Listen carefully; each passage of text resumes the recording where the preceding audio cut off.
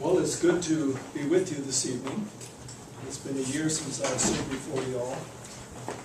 And this is the first time since I've been in Japan that I have not spoken without a translator. I'll try to go slow though, because I know that some aren't really keen with the language yet. I've been putting together a program. Now, when I put together a program, it takes me days and days to do it for a little tiny talk. And Mark says it's a devotional thought. Well, I thought it was supposed to be a big health talk. So I've got 311 slides, which we will not cover tonight. But I think it's very important what I have to cover tonight. And I hope you all can see the screen. If you can't, you might want to adjust yourselves some way. But I want to start off with this thought right here. It says, Jesus Christ, He's the same yesterday, He's the same today, and He's the same forever. And in Malachi chapter 3, verse 6, it says, I am God, I change not. He's always the same. And we can be very thankful for this. Another thing He says in Isaiah 46:10, He says, He declares the end from the beginning. When is the end? What end?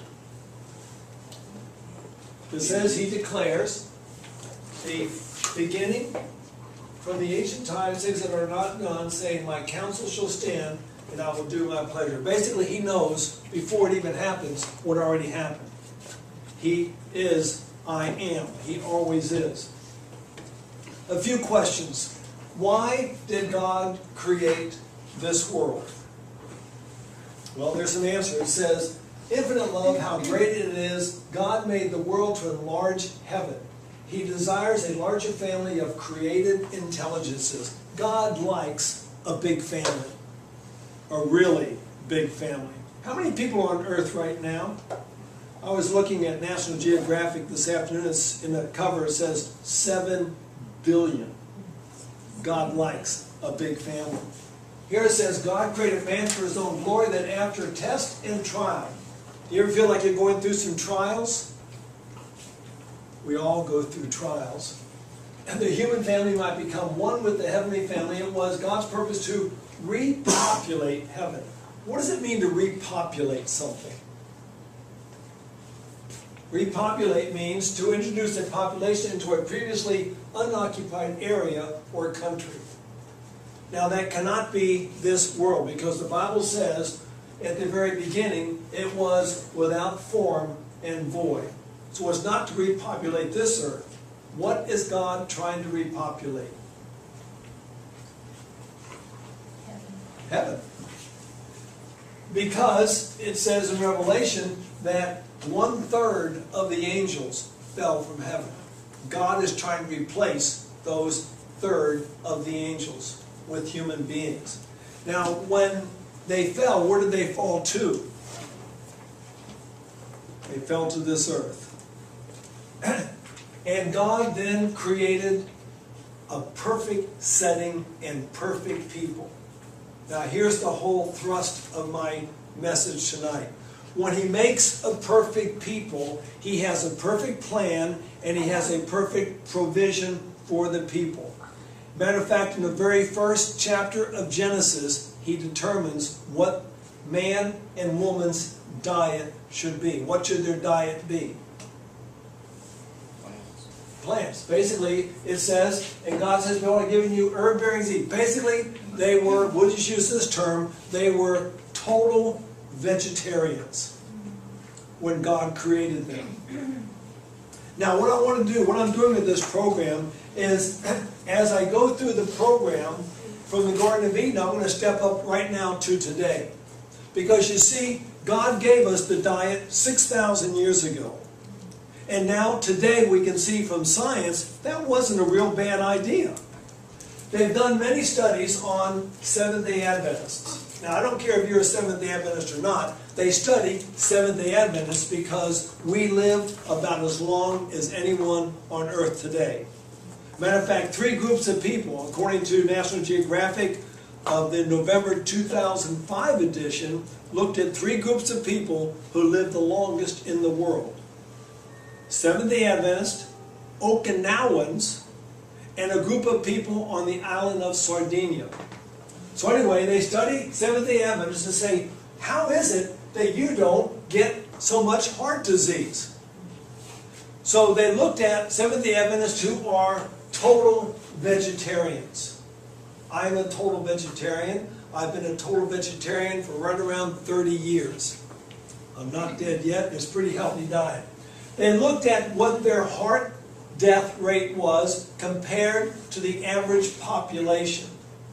It was only 14% compared to the average population. That means very, very small percentage of total vegetarians die of heart disease compared to the general population.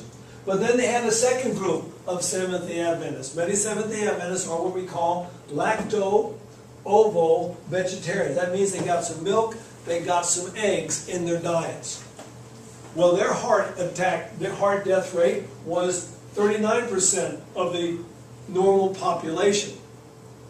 Almost 3 times higher than the ones who were total vegetarians. But there are some Seventh-day Adventists, and I think it's sad to say, are omnivores. Does anyone know what an omnivore is? It's a new English word. Huh? Eats everything. Eats everything. Now I will say that most of them will make a distinction and not eat the unclean things.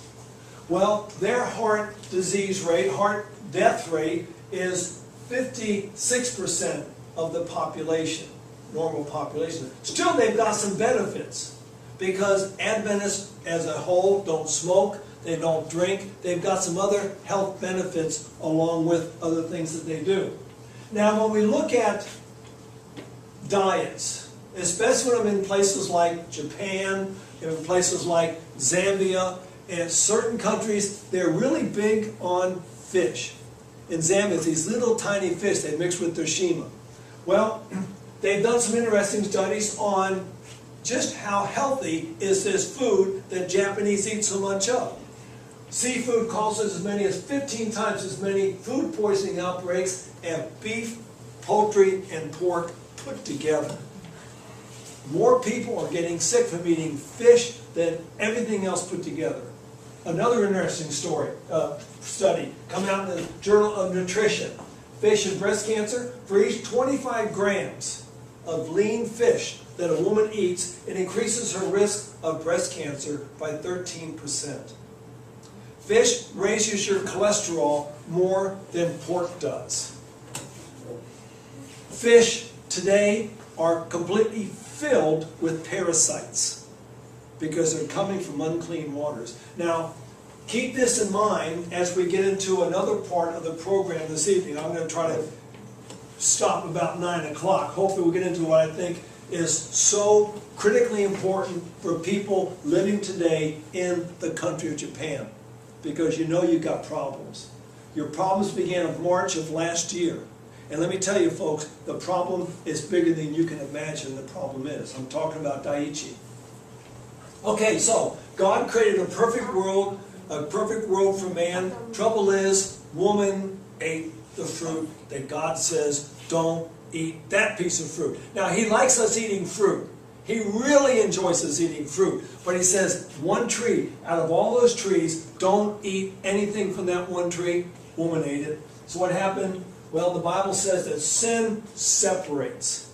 And man and woman were driven from the Garden of Eden. And Adam, who had been made to be the prince of this world, the number one human in this world, gave it up and gave it to Satan.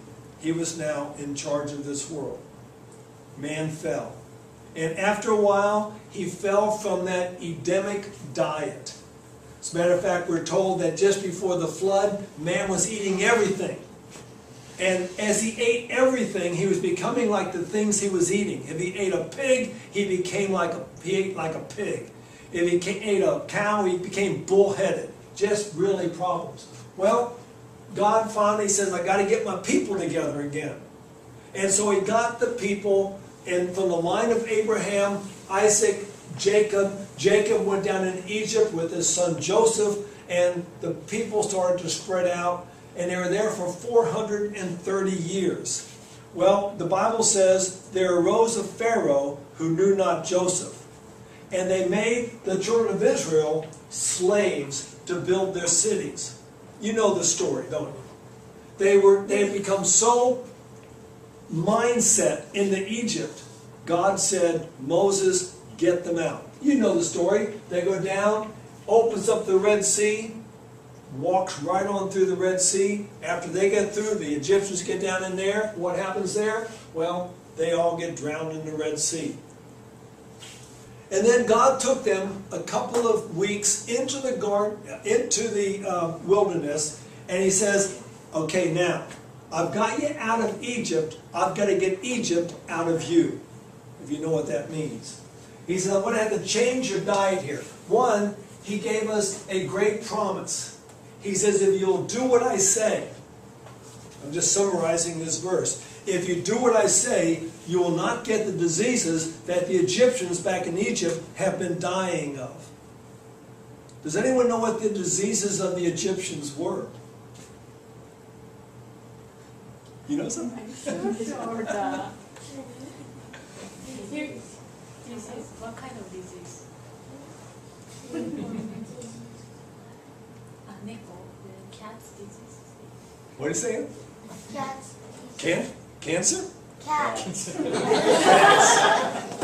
Well, they might have caught some zoonotic diseases if they had cats, yes. But they go down to Egypt. Does anyone know what, let me go back for a minute, what these things are? What are they? Yummy. Pyramids, but why do they make pyramids? Because they like to just play with rocks? Like Legos? They're tombs. They were tombs. Now, if you've ever been in the Middle East, it's very dry there. I've worked in the Middle East. Very, very dry there. And then they make these pyramids, and they bury their dead way down deep inside. And then when they buried them, of course this was from King Tut. They made a golden mask to go over him. But how did they prepare the bodies for burial? They made them into mummies. And they're perfectly preserved. Unbelievable. After 3,000 years, they can open these things up and still find human beings inside. Now they look a little bit old, but they're still there. And they can put them to the latest diagnostic tests to find out what were the diseases of the Egyptians. And that's the question. Well, they found out what the answer is. Here's the answer. They were dying of heart disease, they were dying of diabetes, they were dying of cancer, and they were dying of sexually transmitted diseases, to name a few. Does it sound familiar? Does this sound familiar? This is today in Japan. This is today in America. This is today in even Zambia.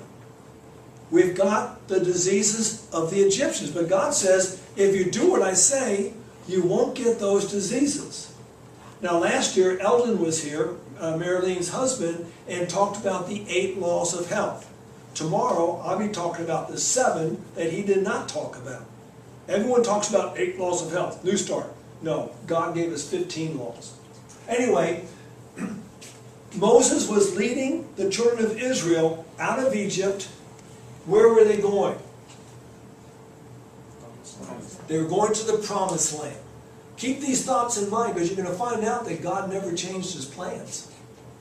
But He realized, I've got to clean my people up. And so He gave them a special diet. Genesis 6, that's to be colon there, verse 4, it says, I'm going to give you a whole new diet. What was their diet? Manna. What was manna? Total vegetarian diet. For 40 years, the children of Israel wandered through the wilderness eating manna and drinking water. Do you think they were pretty sickly at the end of that journey? I mean, where are they going to get their protein? Where are they going to get their B12? Where are they going to get their calcium? That's the big things people worry about. Well, at the end of the journey, it says there in Deuteronomy 34, verse 7, and Moses was 120 years old when he died. His eye was not dim, nor his natural force abated. Well, what does that mean? Does anyone know where Moses died? Top of Mount what?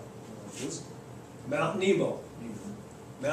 One day I was traveling through Jordan, and driving with a couple of Adventist pastors. We went up this mountain, we're going partway down the other side, we stopped to just get out and stretch.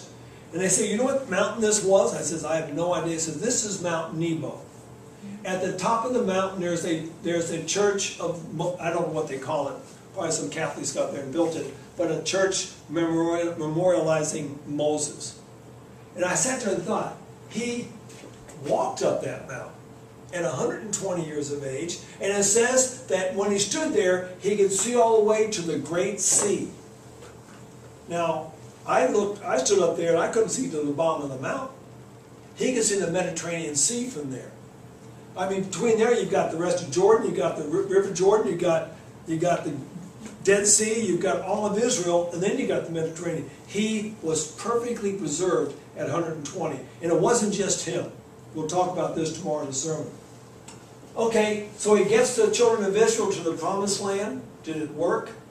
Did they stay true to God? No, they didn't stay true to God. And whenever they leave God, God has to punish them. He punished them with another country. Well, in Jerusalem here, we got Daniel and his 3 friends. They're being homeschooled. They're eating a good diet. They're being trained at their mother and father's knees. And here comes Nebuchadnezzar. Leads the best of the best out of Jerusalem, takes them across the desert to the greatest city the world has ever seen. Sorry Tokyo, sorry Beijing, sorry New York. This was the greatest city ever built. It's called Babylon. And the king says, choose me out, the very best of the students. It's interesting, if you look at chapter 1 of Daniel, what his criteria was. He wanted those who looked good, who were smart, and who had some nice personality traits.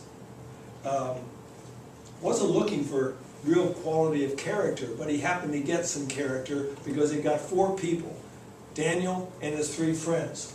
And he says, look, I'm going to give you a full scholarship to the University of Babylon. And better than that, he says, I'm going to let you eat food off of my table. You can drink my wine, you can eat my food. Well, what do you think Daniel and his 3 friends thought about that? They said, no way, Jose. They says to their guy over there, he says, prove your service. Just 10 days, do what with us? What do they want to do for 10 days? Test. What kind of a test? Test of the diet. Okay, what type of a diet?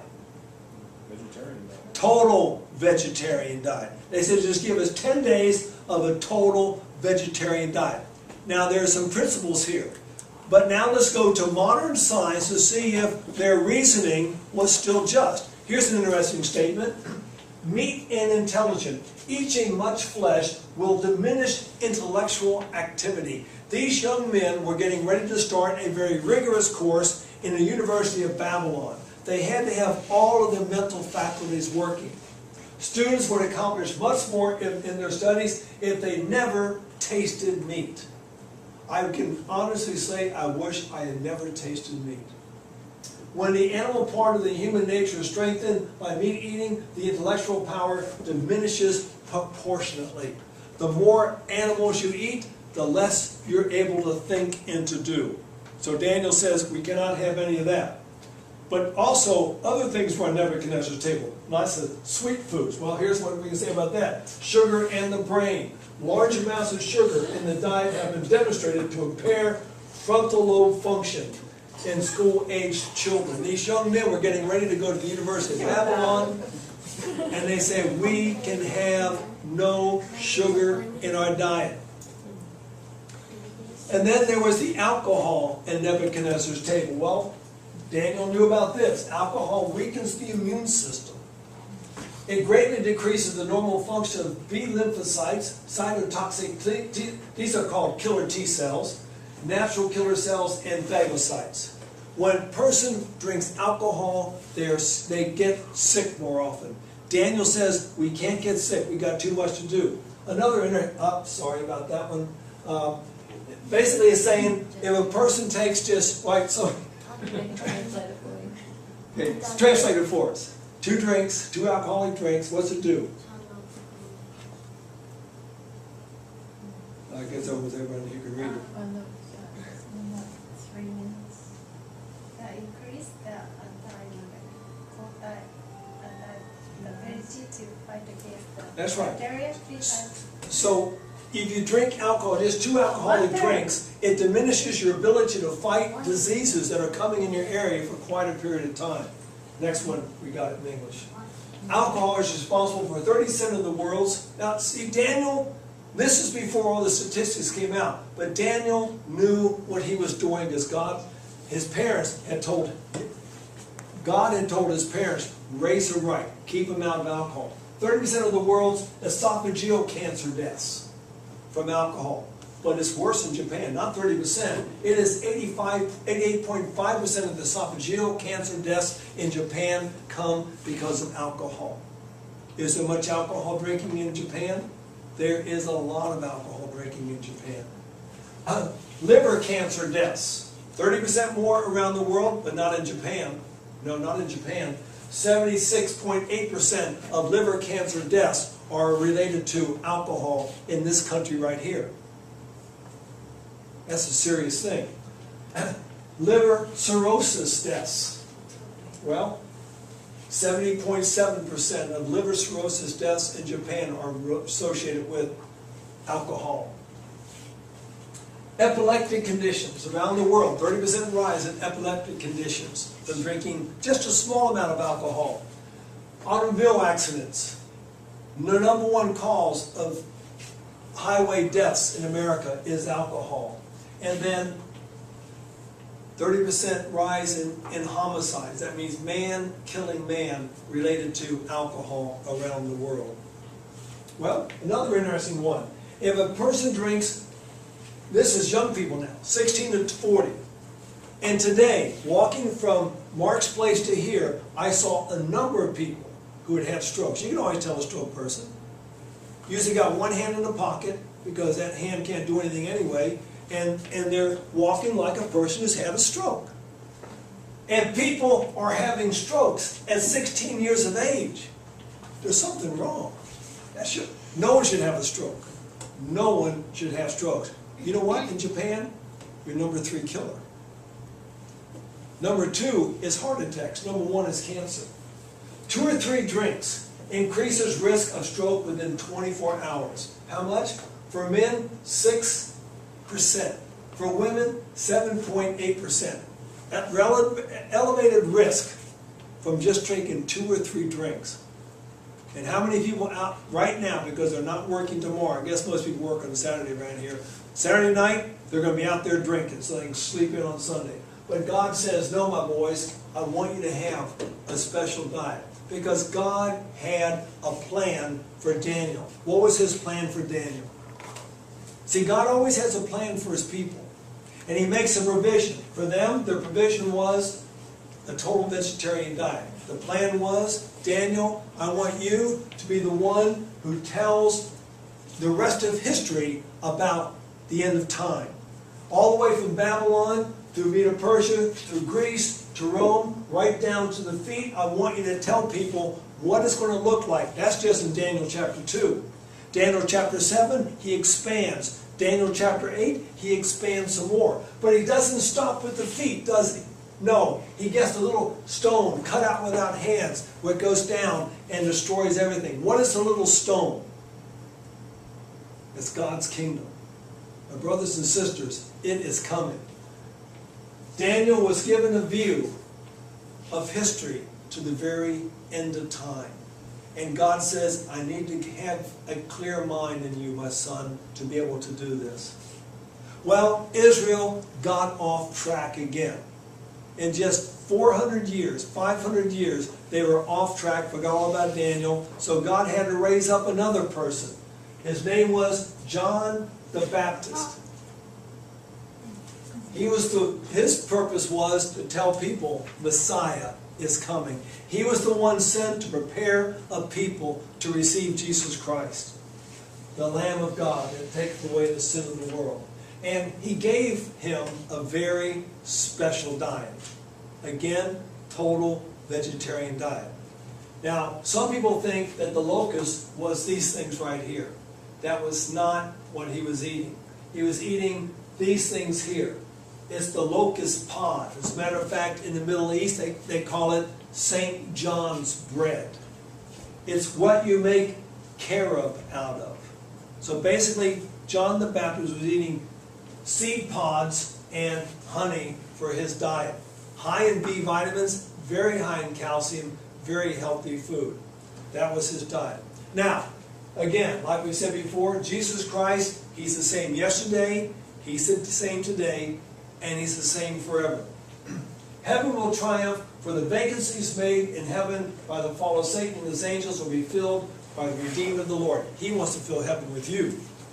His plan has never changed. Then shall the king say unto them on his right hand, Come, ye blessed of my Father. God wants us to go to the promised land just like Moses was leading the children of Israel.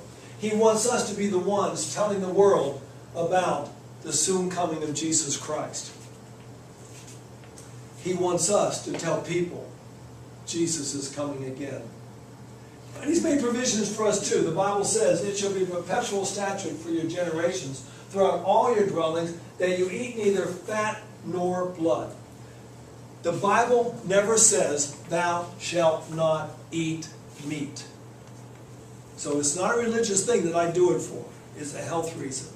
But He made a provision. If you're going to eat this stuff, you got to get all the fat, and you got to get all the blood out of it. The way the Jews were to cook their meat was to boil it. When you boil meat long enough in just water, all the blood and fat comes to the surface. And then you reached in and got the meat. Does anyone know what that would taste like? Blood and fat gives flavor to meat. He did not want us liking it. He says, look, if you got to eat it, I don't want you to enjoy it too much. What does it mean to be perpetual? Well, it means never ending and never changing. Meat is high in fat. Animal products are high in fat. What does fat do? They did an interesting study. They took a group of people and put them on a 65% of their calories coming from fat diet for 2 weeks. Just 2 weeks on a high fat diet. At the end of 2 weeks, you know what they had? Every single person had type 2 diabetes symptoms. 100% of them. Type 2 diabetes symptoms. Now you get them off the fat, symptoms went away. Basically, diabetes is caused by high fat diets. Well, you thought it was caused by sugar. Well, they had another study. Put people on 10% fat diet, but gave them 450 grams of sugar a day for 11 weeks. At the end of 11 weeks, what they have? No type 2 diabetes symptoms. Diabetes is caused by fat. Fat causes an increase in risk of heart disease, stroke, cancer, and many other diseases. Well, welcome to the 21st century. Now I'm going to switch to something that you should be very interested in. Going back, God says, I'm going to give you a diet that's going to make you healthy. It's going to protect you from your environment. Is our environment healthy today? It's not. And one of the main things that makes it unhealthy here in Japan is this place right here. Does anyone know what this is? Daiichi Fukushima. That is a nuclear power plant. Reactor number 2 had a meltdown. Major problems in reactor number 2. Reactor number 2 is putting out very high levels of what we call radioactive iodine-131. It's a radioactive isotope, which is probably one of the most potent cancer causers of all the isotopes that are out there. It is putting out a bunch of them. So, iodine-131 in the seawater. See, they use the seawater to cool the reactors. They're using a lot of seawater right now to cool the reactor, because if they don't, it will be a total meltdown and we'll have huge problems. So what are they finding? The iodine-131 in the seawater coming out of the reactors is 1,850 times above legal limits.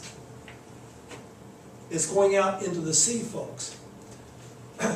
In the unit housing the second reactor, that means right there where the reactor is, iodine 131 is 10 million times above usual limits.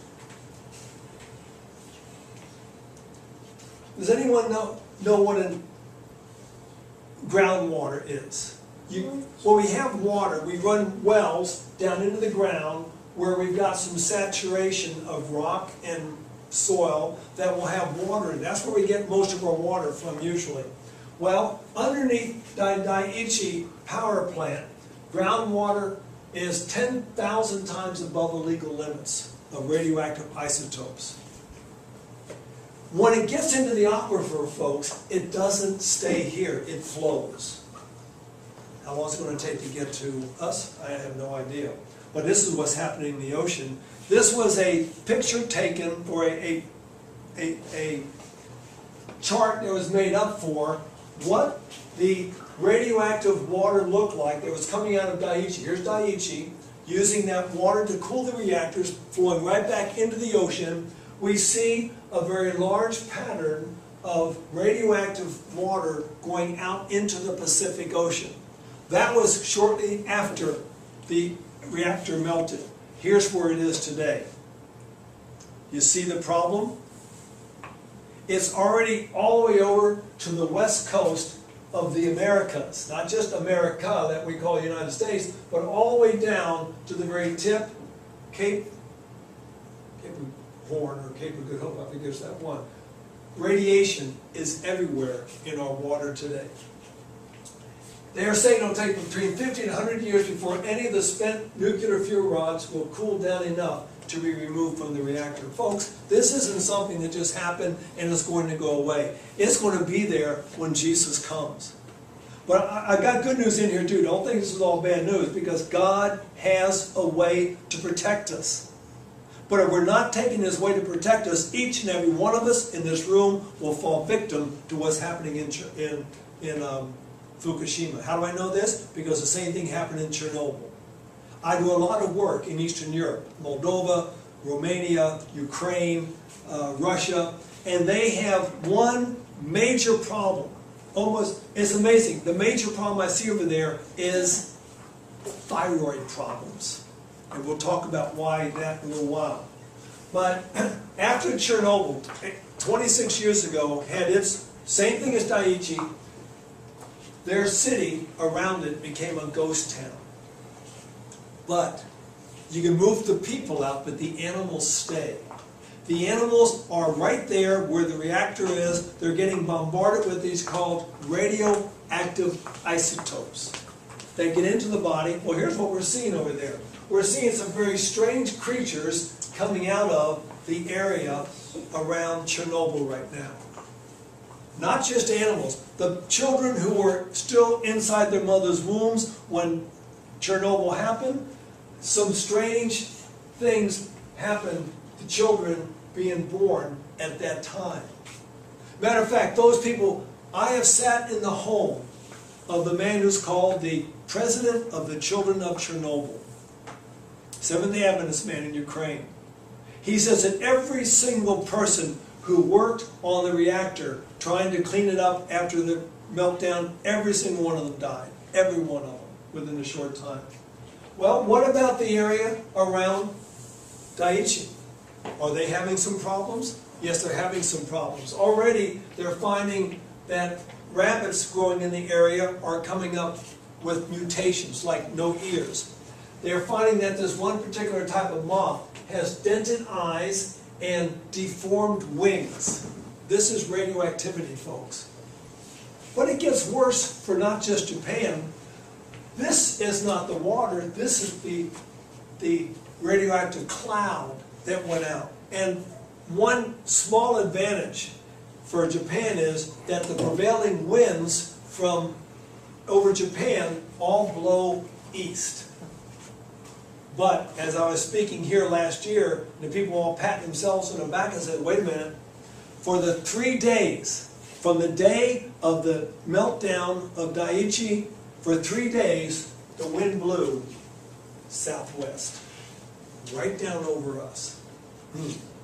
But what happens with this cloud? Look, in 3 days, it was over the Alaskan Aleutian Islands. Within 6 days, it was over the west coast of Canada, and within 10 days, it completely covered the western part of the United States of America. That's just the radioactivity, all these isotopes in the cloud passing over. What effect has it had? Here's one effect. In California, 100% of one of their major crops, which are sunflowers, have been mutated. 100% of the sunflowers have mutations. And they are 8,000 kilometers away from Daiichi. Folks, this is serious business. We're living at the end of time, but God has given us some protection. Now, let me just give you a little education about what really goes on here. This is, we hear about these fuel rods. I just said it'll take 50 to 100 years. This is a fuel rod. It's in a fuel rod assembly. The fuel rods are the size of a pencil. They're 2 meters long, but they're the width of a pencil. And what's inside of them? These little fuel pellets. Uranium. High-grade uranium, which when it's activated, generates a huge amount of heat, which boils the water, which turns the turbines, which generates the electricity. This is what we're looking at right here. Some of these things, 50 to 100 years before they're cool enough to get them out of there. It seems like a great idea. The theory of nuclear power is brilliant. This little fuel pellet is equivalent to 807 kilograms of coal, or 677 liters of fuel oil, or 476 cubic meters of natural gas from one little fuel pellet. This one little fuel pellet can provide enough energy to provide enough electricity for 100 homes for 1 year. Sounds like a no-brainer. Let's do it. Trouble is, when they get away, and they're going to get away more and more. Because folks, we're living in an earthquake-bound place here. We've had our own 3 Mile Island in America years and years ago. Chernobyl's had theirs. And right now, Japan is circled with nuclear power plants. We can't take too many of these things. What happens? When you have these radioactive isotopes breaking off from their uranium or wherever they're coming from, they go shooting through the cells. When they shoot through the cells, they knock electrons loose. And when it gets into your body and it starts knocking electrons loose, it causes a chain reaction which can react all the way down to the DNA.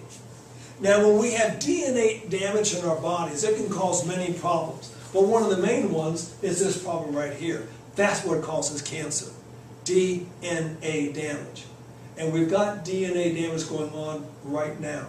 We've got alpha particles, we've got beta particles coming out of Daiichi all the time. And when they get into your body, we've got problems. So here's the question. Can we protect ourselves? How can we protect ourselves? Well, we can speed getting these isotopes out of our body. How can we do that? Yes, that's the question.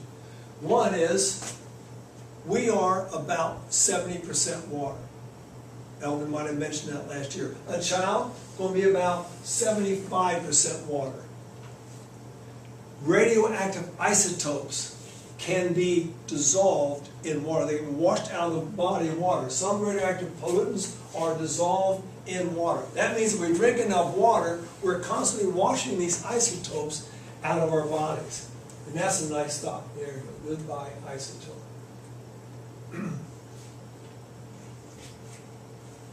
Yeah, this is another thing that Japanese do a lot of. 47% of Japanese adults smoke cigarettes. Now, when they grow tobacco today, modern farming, they use a lot of phosphate fertilizers. Phosphates is a natural, it has natural radioactivity in phosphates. It is called radium-226. Trouble is, when they make the cigarettes, radium-226 is in the tobacco that people are sucking down into the lungs. And it's not just the lungs. People who smoke not just have lung cancer, they've got bladder cancer, they've got prostate cancer, they've got pancreatic cancer, they've got cervical cancer. All are increased by smoking cigarettes because they are radioactive. But more than that, they're finding that, well, a person who smokes 1 pack of cigarettes a day is equivalent to getting, 300 chest x-rays a year. That's pretty gnarly. But they're also finding in the plaques inside of arteries high levels of lead-210, which is a breakdown product of uranium-226. So perhaps people having heart disease is also as a result of radioactivity. Now here's some good news. Our bodies have what we call selective uptake. That means our bodies want the very best. I'd much rather be driving a Mercedes than a Cube. Your body would rather have good food than garbage, but it will take what you offer it. Let's say like sulfur. Sulfur is a element, is a mineral that we need in our skin. If we're not eating good amounts of sulfur, then when the radioactive isotope called sulfur, whoops, it went away, is sulfur-26 comes along, it's going to take the place in your skin of the sulfur. We get sulfur from onions and garlic. We get it from the brassica family, from cabbage. We have some tonight, I think, in the food. So we got some good sources of sulfur in our meal tonight. How about potassium? Potassium is another element that our body needs for muscles, for our kidneys, for sexual organs, and for our liver. But if we're not getting good sources of potassium in our bodies, then there is a radioactive isotope called cesium-137. Where we're going to get cesium-137? From Daiichi Fukushima. It is putting out cesium-137. So if we're not eating good amounts of potassium, then our muscles, our kidneys, our livers, and our sexual organs are going to get radiated. Where can we get good sources of potassium? How about from potatoes? Very high. Avocados, tomatoes, broccoli. We have potassium in abundance in natural foods, total vegetarian foods. If you're eating animal products, the cesium-137 will be concentrated in the fat of the animals. So we need to be eating more and more of these things. If you're worried about it, take a potato, peel it really thick peelings, boil the peelings, drink the juice. We call it potassium soup. Very, very high in potassium. We've already talked about iodine. Iodine is the hormone that is in our thyroid glands. Iodine is a thyroid hormone. 100%. But if you do not have good amounts of iodine in your body, Daiichi is going to supply a counterfeit called iodine-131, one of the most cancerous isotopes known to man. And we're going to see, mark my words, you're going to see a rise in thyroid problems in Japan over the next 20 years, if the world lasts that much longer. When your thyroid is deficient in iodine, the isotopes, iodine-131 will take it up. Where can you get iodine in your diet? Well, Japan has an advantage there. You eat a lot of seaweed, or what we call sea vegetables. Very high in iodine, keep on eating them. But I do have a question in my mind. If there's so much iodine-131 in the ocean, might it be that it could affect the sea vegetables? I've sort of come to a conclusion in my mind. The sea vegetables are high in iodine. They don't need iodine-131. Keep eating your seaweed. But what else can you do to protect yourself? God already has a solution for that. It's called charcoal. Charcoal can pull iodine-131 to it just like a magnet pulls metal to it. In a study done in Germany, 70% of Iodine-131 is removed by charcoal air filters in the homes. I would just have charcoal filters sitting around my house. Just charcoal sitting around the house, taking this stuff up. If you take some charcoal tablets, put them in your mouth, let them dissolve, it will take care of the iodine-131 that might already be in your thyroids. We use it already in gas masks, we use it in water filters, removes the iodine. How about iron? Is iron important in the body? Very important. It's important for the lungs, very important for your blood, sex organs, the liver. But if you're not getting the right amount of iodine in your diet, iron, then you're going to get plutonium. It's going to take its place.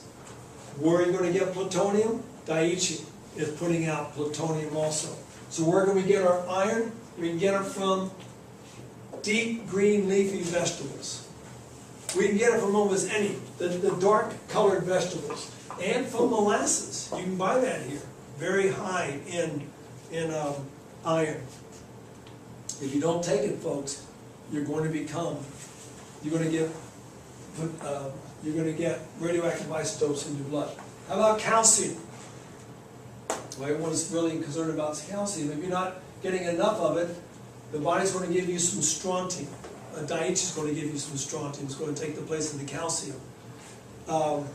So, should we go there for our calcium? Go to the cow? No. Cows are filled with strontium-90. It's no longer safe to drink cow's milk, folks. Not safe to eat ice cream, not safe to eat cheese, not safe to eat yogurt. We were told over 100 years ago the time will come when it will no longer be safe to take milk, cream, and eggs. The time has already come. If for no other reason, right here. Let me show you why. Remember I said that the radioactive cloud went up over the United States, settled down in the western part of the United States within 10 days of the Daiichi accident. And what happened there? We find that in the states of Oregon, California, and Nevada, iodine-131, cesium-134, and cesium-137 were 2,000 times above containment levels in the milk. You don't want these things in your body.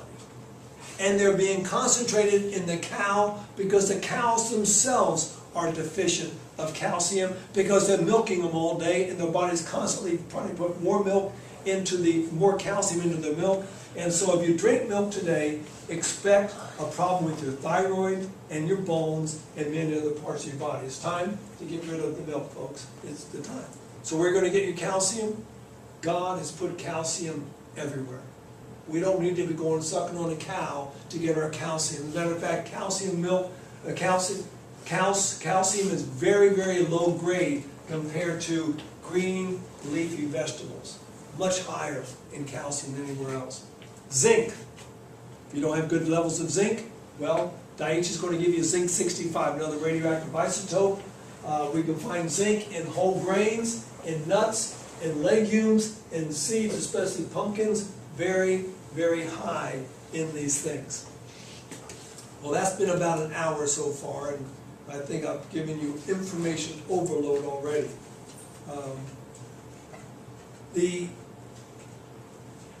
The main point is God is trying to, because He's the same yesterday, today, and forever, God is trying to get us back to the very first diet He gave to man in the Garden of Eden, a total vegetarian diet.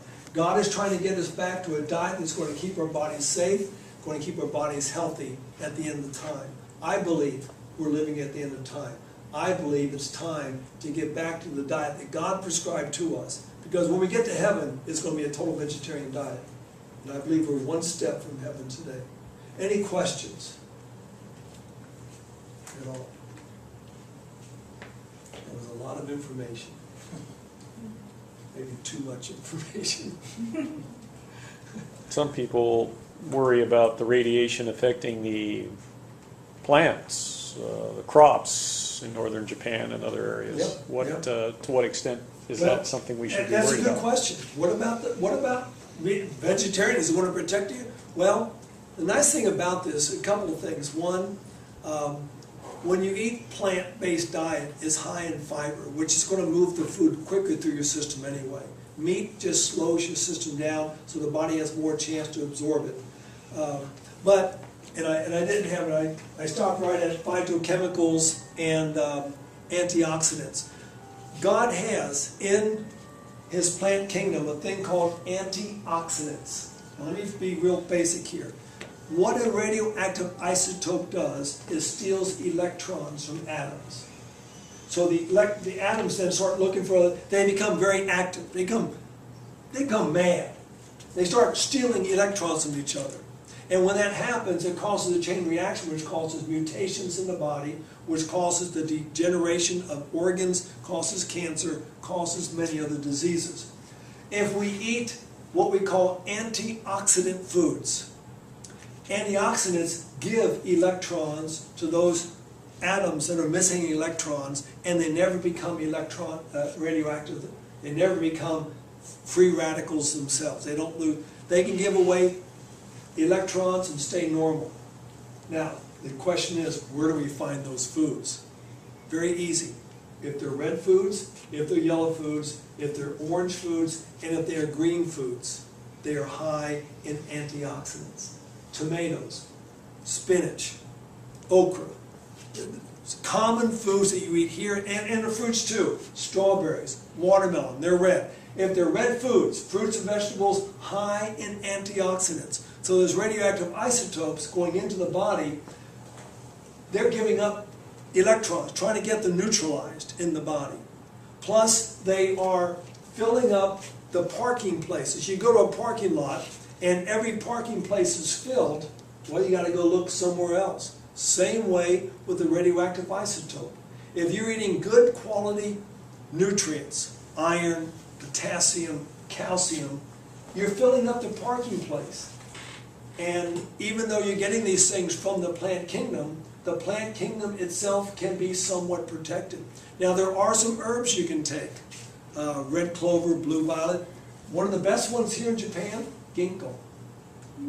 Do you realize in the city of Hiroshima, the only thing that survived the radius of the initial blast was ginkgo biloba trees? They are immune to radiation. So what we are theorizing is, start making yourself some ginkgo tea, and drinking ginkgo tea, you might receive the same radioactivity protection that the tree itself has. That tree is immune to disease. Insects don't bite. It's an amazing tree. I got a picture of one on my computer. One that was within 1,000 meters of the initial conflagration in Hiroshima. It's still growing today. It budded the following spring. You know in Japanese? Hmm? You know in Japanese? Ginna? Yeah. Yeah. Yeah, it's a leaf. He has a little dip down the middle. Ginkgo biloba is 2 lobes. Excellent, excellent herb. Chaparral is another one. And I've got these names, these herbs in Japanese on my computer if you want to get those. I can give them to you tomorrow. But folks, here's my belief. That God has everything we need to protect ourselves in nature. There used to be a tree of life on this earth. Just before the flood, God took it back up to heaven. He would not have it destroyed. As a matter of fact, the whole Garden of Eden went up to heaven, and what was left? Iraq and Iran. You ever been there? It looks like a desert. It is a desert. That's because it used to be the Garden of Eden. But Sister White says that the tree of life is in heaven, but its branches hang over the wall and trail down to earth. And we find their life-giving properties in trees, in shrubs, and in flowers. It's time to get back to herbs. I have a little part in herbs in this program here.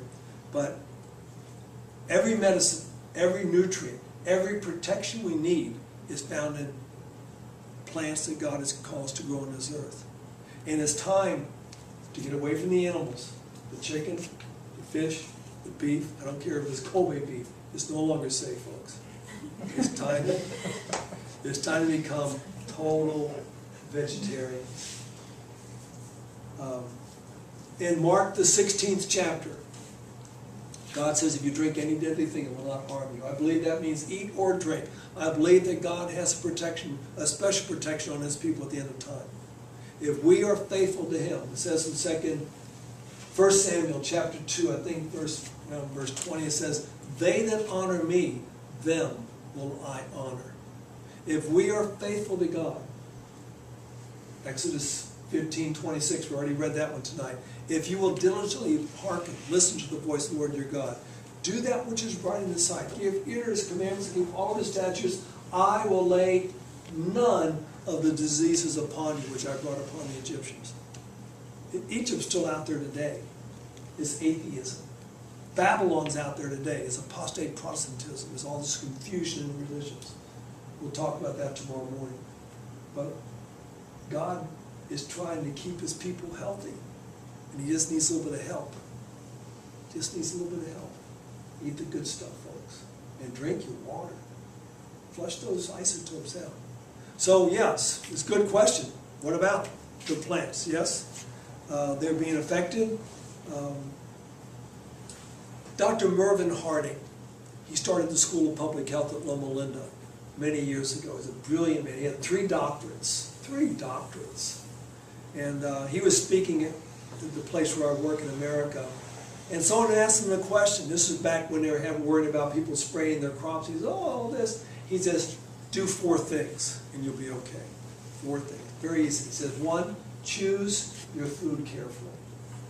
That means get the best you can find. Be thankful that in Japan, well, they say they're not bringing GMOs in.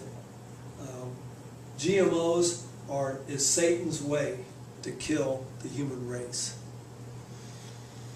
But choose your food carefully. Get the very best you can find. If you're going to eat rice, get whole rice. Don't get that polished rice. If you're going to get, just get the best you can. Don't fry it. Don't fry this stuff. I know fried food tastes good. I love fried food. Don't eat it. But it does taste good. All right, second thing. Prepare it as carefully as you can. That means you wash it first. See, water can wash some of these isotopes off.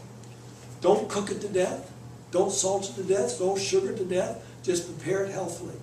Third thing, if you haven't done 1 and 2, don't do number 3. Number 3 is ask God to bless it. Is there power in prayer? There's power in prayer. God knows.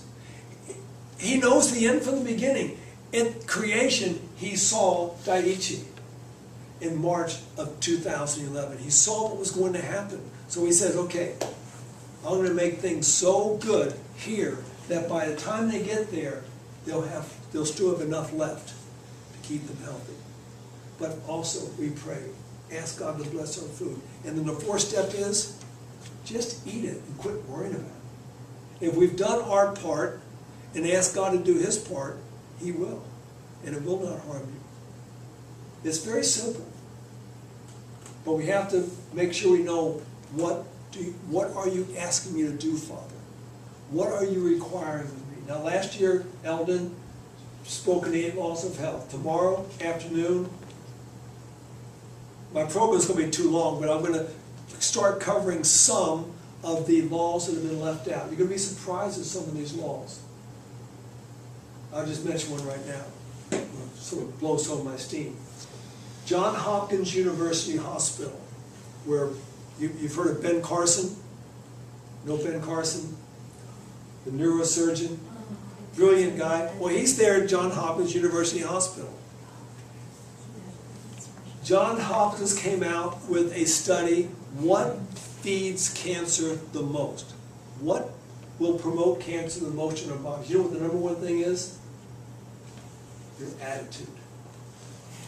Your attitude. They say cancer is a disease of your body, your mind, and your soul. It's how you think. And you're going to find some amazing things tomorrow. What just a good attitude will do. So we're going to look. You'll enjoy it. You know, we're told it's an absolute duty to withstand melancholy. When they find that people who are depressed have more osteoporosis. You know how you can fix it? Real easy? Just smiling. Even if it's an artificial smile. It causes the brain to release endorphins that strengthen the immune system and protect you from disease, just from being happy. We're going to look at that tomorrow night. That's one of the laws of health. Is that very hard? To be happy? I mean, I enjoy sitting around that circle. We're singing tonight and hearing Mark singing all 4 parts at the same time. I mean, it was pretty amazing. And gotta be happy. Any questions? That was a great question. I take much so-called supplement.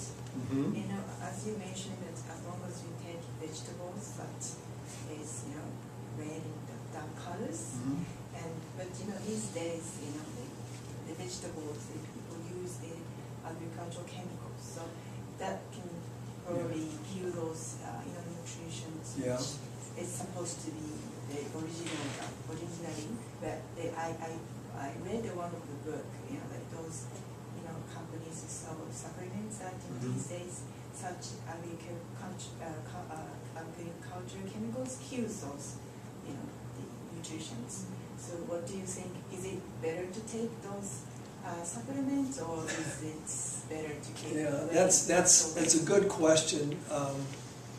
I do not promote supplements because basically our body is in a very close balance. Everything, every mineral, vitamin, amino acid, everything in our body is in a perfect balance. And as soon as we put 2,000 milligrams of zinc into our bodies, everything goes off balance. Well, then we've got to make it up by stealing somewhere and dumping some over here till we finally get back into balance again. 2, when you get really high in a nutrient, all right, let's say you eat a high protein meal.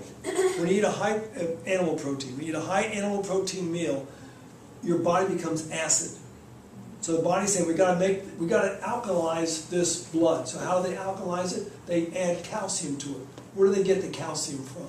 Your bones. Okay. So now the pH goes up to about 7.365. Now we get all this extra calcium in the body. Where's it going to go? It's going to go out through your urine, which is where most of your nutrients are going. America has the most expensive urine in the world. Because we have people, you open up the cabinet doors looking for a jar of peanut butter, there'll be 2 shelves of their minerals, vitamins and minerals and all these things, and they're proud of them. They spend hundreds of dollars every month to buy more of their nutrients. But most of those nutrients are not even bioavailable. The body can't even use them. If they can use them, it's dumping most of it. Now, if you have a known deficiency, if you're deficient in B12, take B12 supplements. Otherwise, I still say try to get it from the foods. That said, genetic modification, pesticides, herbicides, and all this stuff out there. What about those the supplements where all like organic vegetables, Yeah. and it's called has like a free, like anti-free radical. It's called those supplements. Is it? Anti-free radicals are your antioxidants, and it's a dilemma. I know if you're living right here in Osaka, it's going to be hard to go out there and take up part of the sidewalk and start growing a garden. They'll get very, very upset with you if you do this. I would recommend, even on your balconies, in your house somewhere, have something growing. Get some nutrients somewhere. Some cherry tomato plants. Grow sprouts. Get into sprouting. You're going to get good nutrient value just growing sprouts.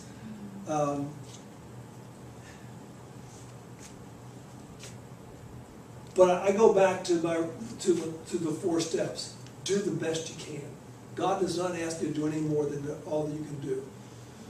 He did recommend through Ellen White 100 years ago, out of the cities, out of the cities. But some of you work in the cities from the inside. And where are you going to go? We're going to talk about that tomorrow morning, about where you're going to go, what are you going to do. What does it profit a man if you gain the whole world and he loses his own soul? So at least you can eat whole grain rice and simplify your diet and find the best foods that you can find, the very best. If you can find some farmer that grows it outside town, make an agreement, buy your produce from him. But for most part, the stuff that comes in the bottles, not doing you a whole lot of good. They do keep cash flow going for the manufacturers, so. Any other questions? Well, it's 9:15. I guess we'll see you in the morning. All We're going right. to talk about Egypt, Babylon, and Israel. And you make a choice who you want to be from. Because all three of those forces are in the world today. And we're going to look at it from the perspective of Moses. And that's what we're going to talk about tomorrow morning. And tomorrow afternoon we're going to look at, as much as I get through the 7 laws that were left out, especially that attitude. I love the attitude. Sorry. I had a bad day, so I was very bad. You were bad. I mean, I feel bad. I did a bad attitude too. I feel bad anyway, so. You know, I just call her. At the work, something happened at the work, and she got really stressed out. And the lunch break, she just called me, "Guys, I'm feeling really bad today." And after what you talked about, the attitude is important, so she just you know, it's ringing her head. those things happen. Things happen, and like a flash, they're on you. And someone says something, someone does something, and when you get mad, they just got you twice. They just got you twice. You're just stepping on your own foot. What you do when those things happen, sing a song. Zippity-doo-dah. Me, oh my, what a wonderful day. You know, because you see, the Bible says, out of the issues of the heart, as a man thinketh in his heart, so is he. Whatever you express with your mouth is going to have a rebounding effect upon yourself. If someone makes you mad and you sit there and say, and you call your friend and tell them, what they did to me, it's just making it worse.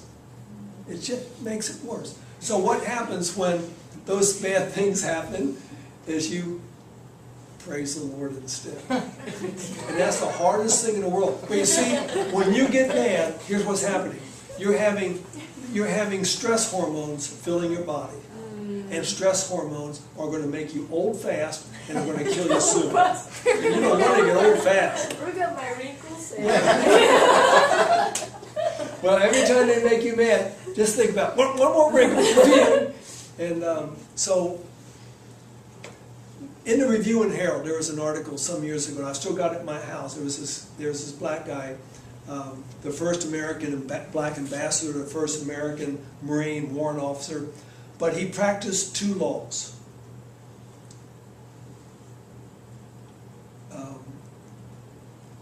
Unconditional love and instant forgiveness. Instant forgiveness. Can you do it? Boy, that's a tough one. Very But tough. when he was an ambassador, they were at a party. And on the way home, his wife sitting there, she was so mad. And he says, honey, what's wrong? She says, I can't believe how that woman treated you. He says, what woman? Now, it didn't even register with him. He knew it happened, but it was over. He was not going to let that woman make him old before his time. He was not going to let that woman ruin his day. And we let people ruin our lives all the time. No one.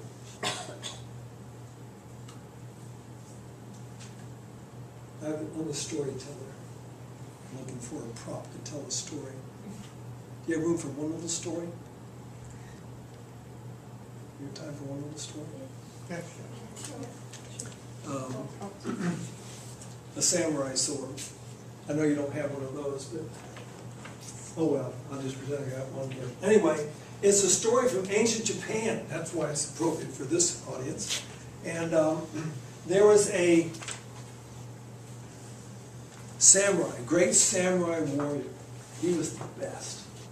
He'd go out in the village square and he'd be practicing his samurai swords, cutting flies in half as they flew by, just doing some great stuff. And one night, when he was in the village with some of the younger samurais, one young samurai walks up and he says, "Ha! You're not as good as you think you are." Oh, well, that samurai had him on the floor, on top. He pulled out a knife. He had it right in this man's throat. And he looked in his eyes and he says, "Nobody insults me and lives." Then he lets the man up. Well, no one ever insulted him again because he was good.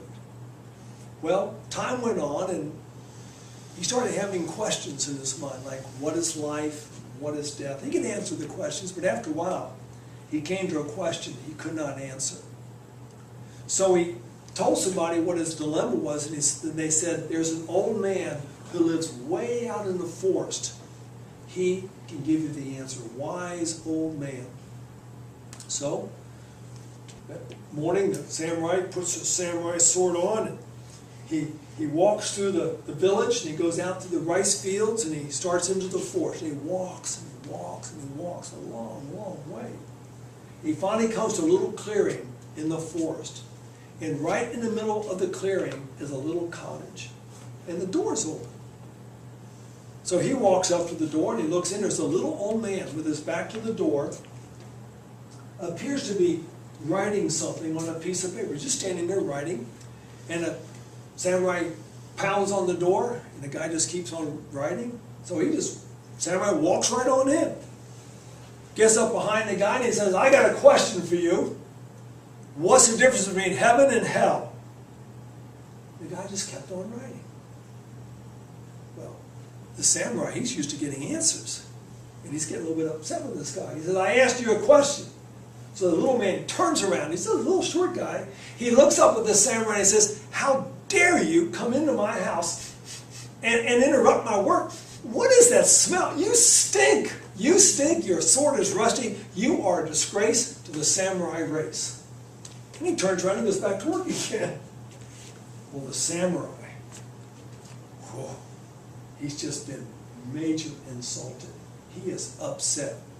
And he says, "That is worthy of death." And he pulls out a samurai sword. And he raises the samurai sword high over his head. Just before he cuts off the guy's head, the little man, without turning around, says, "That is hell." Samurai says, "That was a lesson? He risked his life to teach me a lesson on what hell is? This is truly a wise man. No, this is a great man." And his heart was filled with love for this man, and he dropped his sword on the floor. And the little man, without turning around, says, "That is heaven." The moral of the story? No one can make you upset. It's all within yourself. Whatever happened today, that's up to you. Doesn't matter what they do. It shouldn't bother you. Now, it's an art to get to the point where it doesn't bother us anymore. My mother's like that. Nothing bothers my mother. 89 years old, nothing bothers that woman. Never has. But we all need to get there. We also all need to get to bed. So, we will call to this, have a word of prayer, and I'll let you go. Let's pray.